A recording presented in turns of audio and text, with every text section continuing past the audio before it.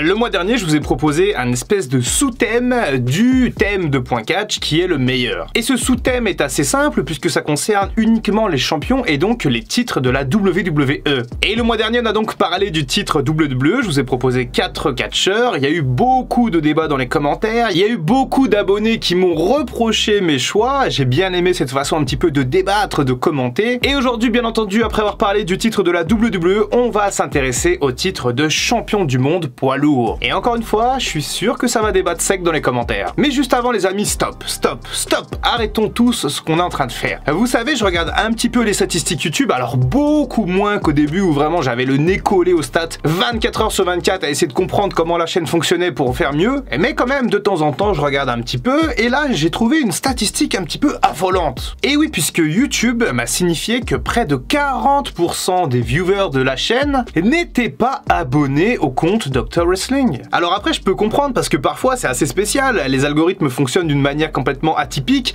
et vous pouvez penser être abonné à la chaîne puisque vous voyez popper mes vidéos tous les jours, sauf qu'en fait ce n'est pas le cas. Et donc voilà les amis, si jamais vous n'êtes pas abonné à la chaîne Dr Wrestling, eh bien je vous en prie, n'hésitez pas à lâcher un petit abonnement, on va aller peut-être titiller les 40 000 abonnés. Bien, parlons maintenant de catch et parlons notamment du titre de champion du monde poids lourd. Alors un petit peu de contexte, là où le titre de la WWE appartenait, donc comme son nom l'indique, historiquement à la WWE, il a été mis en action en 1963 je crois, Buddy Rogers était le premier champion. Le titre de champion du monde poids lourd, c'est une autre histoire puisque c'est un titre qui appartenait donc à la WCW et encore avant à la NWA. Si des termes comme Mid-South Wrestling ou encore JCP ne vous disent rien, eh bien je vous invite à aller voir mon podcast qui retrace l'histoire du catch depuis les années 80. Bref, parenthèse terminée, on va donc s'intéresser au titre de champion du monde poids lourd. Et donc si on veut faire les choses bien, je suis obligé quand même de prendre en considération que ce titre a certes appartenu à la WWE depuis les années 2002-2003 jusque dans les années 2010, mais je suis aussi également obligé de prendre en compte du coup le passé et l'histoire de ce titre. Et à ce titre, justement, petit jeu de mots gratuit, je vais maintenant vous parler en premier de Monsieur Ric Flair. Wouh, la légende du catch, 16 fois champion du monde, et avec un paquet de règnes autour de ce titre de champion du monde poids lourd d'ailleurs, Ric Flair représente effectivement la Big Gold Belt. Et oui, c'est le surnom de cette ceinture, donc magnifique, elle est géniale, c'est la plus belle ceinture de l'histoire du catch. Alors, si vous voulez mon avis, il y a deux ceintures qui sont extrêmement jolies, la Big Gold Belt, donc celle dont on parle dans cette vidéo, et la Wing Eagle Belt du coup de la WWE. C'était le titre de champion WWE dans les années 90. Bref, arrêtons les digressions et parlons de Ric Flair. Ric Flair, quel catcheur absolument légendaire, véritable porte-étendard de cette NWA, de ce catch du Sud, de ce storytelling. Le mec vivait complètement sa gimmick. Ric Flair, il avait une gimmick de mec un peu playboy. Concrètement, sa gimmick à Ric Flair, c'était de dire au catcheur en face, j'ai une plus belle montre que toi, je couche avec plus de femmes que toi, je suis plus beau que toi, bref, je suis meilleur que toi. Et ça, dans les années 80, même 70, ça marchait véritablement très bien. Et bien entendu, Ric Flair était souvent champion de cette NWA, puisqu'en plus, voilà, c'était un petit peu le heel parfait, Ric Flair. Il était vraiment très bon dans les promos, il était très bon sur le ring, en termes de storytelling. Encore une fois, je parle beaucoup de ça autour de Ric Flair, mais véritablement, je trouve que c'est l'un des meilleurs catcheurs de l'histoire. Il est, moi, dans mon top 5 de mes catcheurs favoris. Et je trouve qu'il incarnait parfaitement cette ceinture de champion du monde poids lourd, du fait peut-être de son arrogance presque naturelle. C'est un petit peu comme MJF aujourd'hui du côté de AEW. Si je dois faire un parallèle, on est sur une telle aisance en termes de heel qu'on se demande si c'est pas un petit peu juste sa vraie personne en fait. On a eu quelques belles batailles pour le titre de champion du monde poids lourd à l'époque avec Ric Flair, que ce soit contre Dusty Rhodes, Harley Race, Kerry Von Erich, il y avait tellement de monde, Sting et Terry Funk aussi un peu plus tard. Alors après c'est encore un peu flou, je sais pas si tous les matchs étaient pour le titre, mais il me semble bien quand même qu'à chaque fois c'était des main events. Encore une fois, si jamais vous avez véritablement tous les détails en tête, n'hésitez pas à me corriger dans les commentaires. Mais Ric Flair, c'est juste un monstre sacré du catch, et pour moi il fait partie intégrante de cette liste des plus grands champions du monde poids lourd. Comme d'habitude, vous connaissez le concept de cette vidéo. Si jamais vous pensez que Ric Flair est le meilleur champion du monde poids lourd de l'histoire, votez un s'il vous plaît dans les commentaires. Un deuxième choix pour cette vidéo, et je vais vous parler de l'animal Batista, qui pour moi est extrêmement marqué autour de ce titre de champion du monde poids lourd. Alors déjà parce que tout simplement c'est son premier titre de champion du monde à la WWE en 2005, après une storyline absolument géniale contre son mentor Triple H. Batista va gagner le Rumble 2005 après beaucoup de controverses d'ailleurs, puisqu'il y a eu un petit botch avec John Cena. C'est ce jour-là où Vince McMahon est arrivé dans le ring, c'était pas prévu, en plus il se pète les quadriceps, enfin c'est n'importe quoi. Bref, Batista va donc aller dans le main event de WrestleMania 21 et destituer le roi des rois Triple H de son fameux titre de champion du monde poids lourd, et il va démarrer un règne durant l'année 2005 où il va va être extrêmement dominateur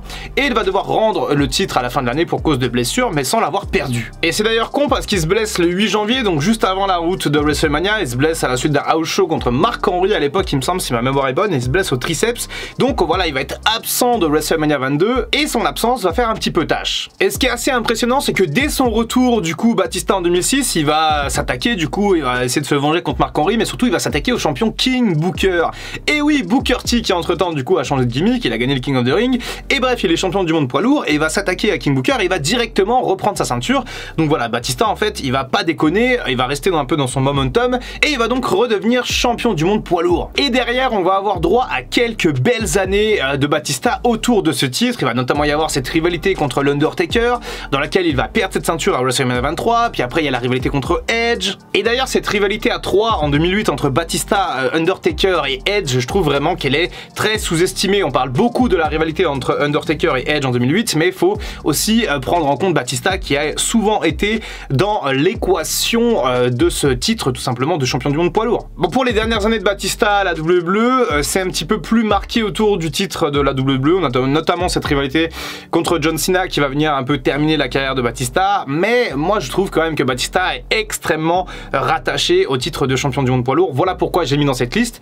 Donc voilà, si jamais vous pensez que Batista est le plus grand champion poids lourd de l'histoire, eh bien n'hésitez pas à voter 2 s'il vous plaît dans les commentaires. À partir de maintenant, on va intégrer à cette liste des catcheurs qui ont plutôt tendance à s'accaparer cette ceinture de champion du monde poids lourd. Et on va repartir un petit coup du côté de la WCW, puisque si l'on a parlé de Ric Flair, qui a représenté l'un des champions les plus marquants de la NWA WCW, on a pas mal parlé de Ric Flair, qui était un champion marquant durant l'ère de la NWA, et bien maintenant on va parler de la transition vers la WCW. Cette fameuse transition opérée au début des années 90 et qui va mener entre autres au Monday Night Wars contre la WWE. Et à l'époque, la stratégie de la WCW était simple, recruter des grands talents pour attirer l'œil du public sur cette promotion de catch. Et en 94, ils ont donc signé Hulk Hogan, qui à l'époque était un petit peu vieillissant, enfin je veux dire que sa popularité était vieillissante, puisque la Hulkamania s'était quand même assez essoufflée, puisqu'elle avait démarré en 84, et là on était quand même 10 ans plus tard, en 94. Du coup, la WCW et Eric Bischoff ont l'idée plutôt intéressante, plutôt maligne, de faire tourner heel Hulk Hogan,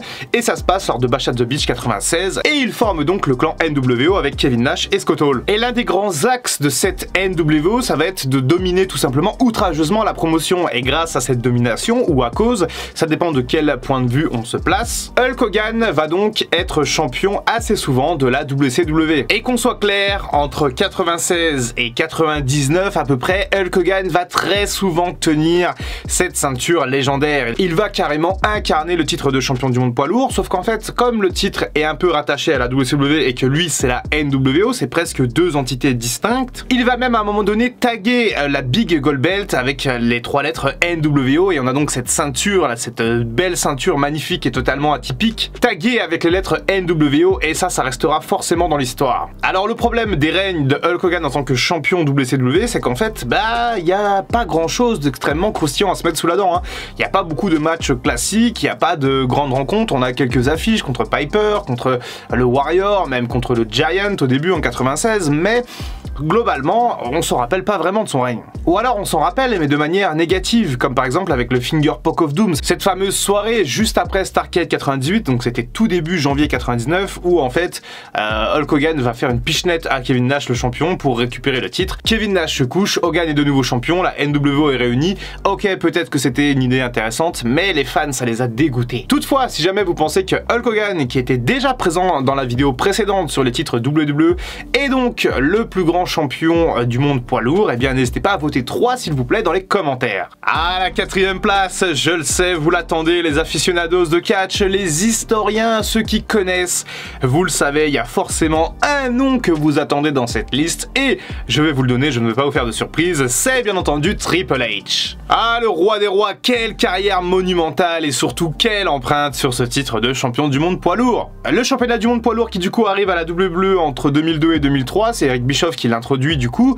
et à partir de ce moment-là, Triple H va mettre le grappin dessus, il va dire ça c'est à moi, c'est mon jouet, et je ne vous le laisse pas. Du coup, dans les premières années d'activité de ce titre à la WWE, effectivement Triple H a beaucoup le titre sur lui, terriblement même. Bon, à l'époque c'est l'un des heels les plus farouches, si ce n'est le plus gros heel de Raw d'ailleurs à l'époque, il est dans toutes les grosses grosses rivalités, dans toutes les grosses storylines, il donne vraiment de sa personne, mais par contre il fait beaucoup de politique en backstage.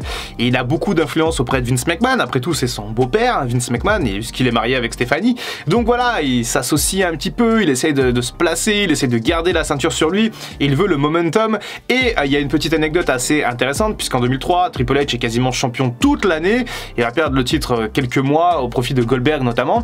Mais en fait, à un moment donné, il est carrément blessé. Au SummerSlam 2003 par exemple, il est dans un Elimination Chamber, le deuxième de l'histoire, et il est blessé, mais comme il est leader de l'évolution, tout ça, qui a une storyline en cours, et bien en fait il ne va quasiment pas catcher du match, et à la fin il va mettre un coup de sledgehammer à Goldberg pour remporter le match. Et ça c'est un exemple parfait, c'est un exemple typique de l'influence de Triple H dans les backstage à l'époque. C'était juste sa ceinture et il ne voulait pas la lâcher. Alors certes il va la lâcher à Goldberg, mais derrière il va très vite la reprendre. Bon, ensuite Triple H il va quand même la lâcher un petit peu entre 2004, 2005, 2006, puisque quand même il va mettre en avant un peu les jeunes entre guillemets, ou en tout cas d'autres personnes, puisqu'ils sont pas vraiment jeunes à l'époque, que ce soit Chris Benoit en 2004 ou Batista en 2005. Mais à chaque fois, Triple H va être l'antagoniste principal autour du titre de champion du monde poids lourd. À la fin des années 2000, ça va être un petit peu différent, puisqu'il va se concentrer un petit peu sur le titre de la WWE, il va être drafté plusieurs fois, le titre va changer également de roster. Mais Triple H incarne bel et bien ce titre de champion du monde poids lourd. Il l'avait tout le temps sur l'épaule au début de la Ruthless Aggression Era. C'était vraiment sa ceinture et je trouve qu'il a parfaitement sa place dans cette liste,